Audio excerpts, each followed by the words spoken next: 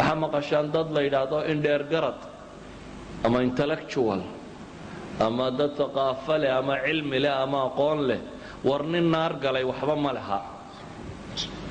caqli waxaa leh qofka garta khatarta ugu weyne soo socota siduu uga badbaadi lahaa inuu u xidhxidho.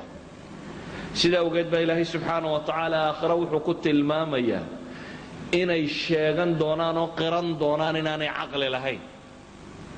waqaaluu low kunnaa nasmac aw nacqil ma kunna fi asxaabi asaciir.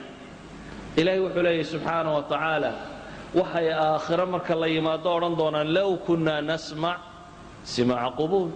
markaannu dunida joognay haddaannu wax maqli lahayn ama se haddaannu garaad yeelan lahayn dad caqli u saaxiiba haddaannu noqon lahayn maa kunnaa fii asxaabi saciir. saciiro dadkeeda maanan ahanin. saciira caqlilaa waa gala. sidaa awgeed baa ilaahay wuxuu leeyahy subxaanahu wa tacaala dadka caqliga leh may ahayn inay galaan meesha tan. iyagaa isku qirayoo leh haddaannu caqli leenahay saciira maanan galle. faاctarafuu bidanbihim fasuxqan liasxaabi saciir. rabbi wuxuu leeyahay subxaanahu wa tacaala maalintaasay qirteen dembiga. dembigoo la qirtaa wakhti uu waxtaraa jira waa hadda. ama aakhiro markaad qirato waxba ma taro. markaad qirato naartun baa laguu gufaynayaa. laakiin immika haddaad qirato rabbi waa ghafuurun raxiim. bale sayid اlistigfaar wuxuu nebi moxamed ku tilmaamay calayhi الsalaaةu wasalaam allahuma anta rabbii laa ilaaha ila anta khalaqtanii waana cabduk waana calىa cahdika wawacdika ma اstaطact acuudu bika min shari ma sanact abuu'u laka binicmatika calay waabuu'u bidanbi. waxa uu ku tilmaamay ducada uu nebi moxamed yidhi qofku hadduu akhriyo gelinka hore isagoo rumaysan dabeetana uu dhinto jannuu gelayaa buu nebigu yidhi calayhi الsalaaةu wasalaam. xadiiska bukhaari ku yaalla.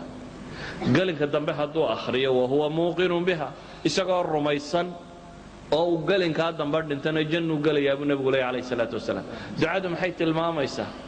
waxay sheegaysaa inuu qofku rabbinimadiisa ogol yahay, dunuubtiisana uu qiranayo dacfigiisa iyo waxa uu xumeeyey, ilaahayna uu weydiisanayo dambi dhaaf subxaanahu wa tacaala.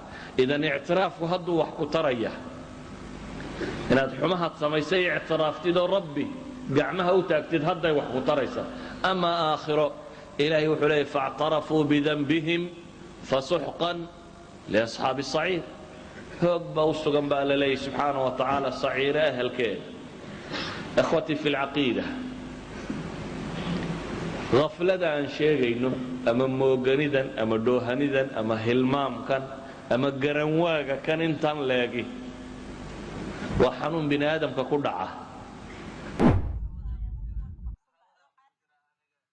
waxaa ka mid ah mawaanicda iyaga kibirka, isla weynanka iyo qabka qalbigaaga inuu ku jiro ama dhaqankaagaba uu ka mid yahay inaad xaqa diiddo ood iskala weynaato. addoommada ilaahayna aad yastood xaqirto ood hoos u fiiriso. tilmaanta haddaad ku tilmaaman tahayna wacdiga iyo waanadu ku anfici mayso, qur-aankuna wax kugu biirin maayo. allah qur-aanka kariimkuu ku leeyahay saasrifu can aayaatihi aladiina yatakabbaruuna fi lard. aayadahayga waxaan ka leexinayaa oon ka duwayaa kuwa dhulka dhexdiisa isku kibriyo isla weyn.